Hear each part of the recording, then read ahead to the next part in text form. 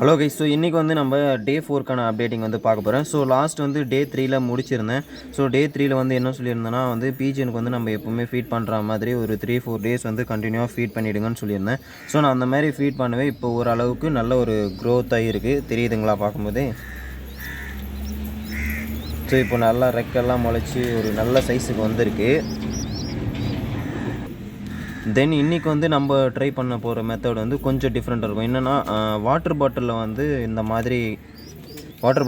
மாதிரி கட் பண்ணி வந்து ஃபீட் பண்ணுவாங்க. அதை பார்த்துருப்பீங்கன்னு நினைக்கிறேன். ஸோ இந்த மாதிரி கட் பண்ணுறது எப்படின்னு நிறைய பேர் வந்து யூடியூப்பில் போட்டிருக்காங்க. அதை பார்த்து நீங்கள் தெரிஞ்சுக்கோங்க.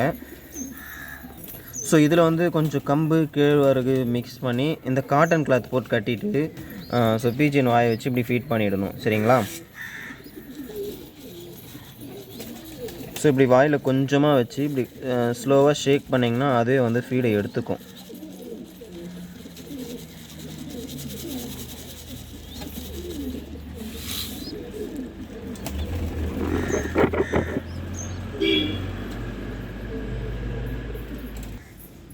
தென் நம்ம வந்து இந்த மாதிரி கொஞ்சம் கொஞ்சமாக ஃபீட் பண்ணிட்டு பிறகு நான் சொன்ன மாதிரி இந்த தண்ணி விம்ரால் டானிக் கொஞ்சம் வச்சு அந்த தண்ணி வந்து கொஞ்சம் கொஞ்சமாக கொடுத்துருங்க.